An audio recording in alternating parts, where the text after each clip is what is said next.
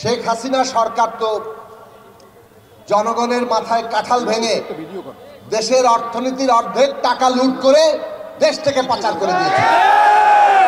বিভিন্ন স্থানে টিসিবির দোকান তৈরি করেন, ট্রাকের পেছনে দৌড়াতে বাধ্য করেন না। মানুষের সম্মান রক্ষা করতে হবে। খেটে খাওয়া মানুষ তারা সম্পদ তৈরি করে, তারা সম্পদ তৈরি না করলে এই রাষ্ট্র চলবে না। পে স্কেল না হওয়া, বেতনের বৈষম্য, গ্রেডের বৈষম্য, পেনশন গ্র্যাচুইটির বৈষম্য, নানা ধরনের বৈষম্য আছে। শেখ হাসিনা সরকার তো জনগণের মাথায় কাঁঠাল ভেঙে দেশের অর্থনীতির অর্ধেক টাকা লুট করে দেশ থেকে পাচার করে দিয়েছে। সেই শেখ হাসিনা সরকারকে জনগণ রক্ত দিয়ে অভ্যুত্থান করে দেশ থেকে তাড়িয়ে দিয়েছে। আজকে এই অভ্যুত্থানের উপরে দাঁড়ানো যে সরকার, সেই সরকার দেশের সকল মানুষের প্রতি, তাদের দাবি দেওয়ার প্রতি, তাদের কষ্টের প্রতি তারা সুবিবেচনা রাখবেন, এইটা আমরা আশা করি। মানুষ প্রত্যাশা করে আপনারা দেশের জনগণের দাবি দেওয়া পূরণ করতে সর্বাত্মক চেষ্টা করবেন। যে বিশ্বাসগুলোকে আমরা মিউচুয়াল ট্রাস্ট ব্যাংক পিএলসি বিশ্বাস করি প্রবলভাবে, একে অপরের বিশ্বাস হয়ে।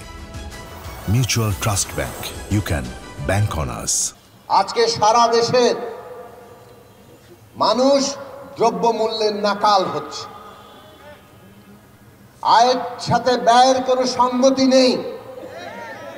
কাজেই আমরা বলি, আগামী যে বাজেট আসছে সেই বাজেটে মানুষের হাতে টাকা দেন। প্রত্যেক পরিবার প্রতি নগদ টাকা পৌঁছে দেন যারা আমাদের দেশের দরিদ্র পরিবার আছে। অন্তত 1 কোটি পরিবারকে নগদ অর্থ সহায়তা দিতে হবে। টিসিবির দোকান বন্ধ করা যাবে না, বরং এই যে 1 কোটির উপরে পরিবার আছে তাদের যথাযথ তালিকা তৈরি করেন এবং বিভিন্ন স্থানে টিসিবির দোকান তৈরি করেন, ট্রাকের পেছনে দৌড়াতে বাধ্য করেন না। মানুষের সম্মান রক্ষা করতে হবে। খেটে খাওয়া মানুষ তারা সম্পদ তৈরি করে, তারা সম্পদ তৈরি না করলে এই রাষ্ট্র চলবে না। এই আমাদের দেশের সকল খেটে খাওয়া মানুষের দাবি, তাদের সুবিধা আপনাদের দেখতে হবে। একই সাথে সরকারি কর্মচারীরা তারা কাজ না করলে ওই অফিস আদালত তো বন্ধ হয়ে যাবে। কাজেই সরকারি কর্মচারীদের যে ন্যায্য দাবি আছে, তাদের পে স্কেল, বেতন বৈষম্য এবং তাদের জন্য মহার্ঘ ভাতা, এই সমস্ত দাবির প্রতি সদয় দৃষ্টি দেন।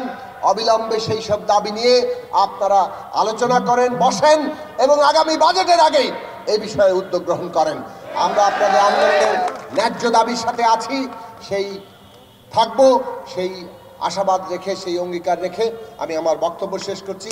আপনারা ভালো থাকবেন।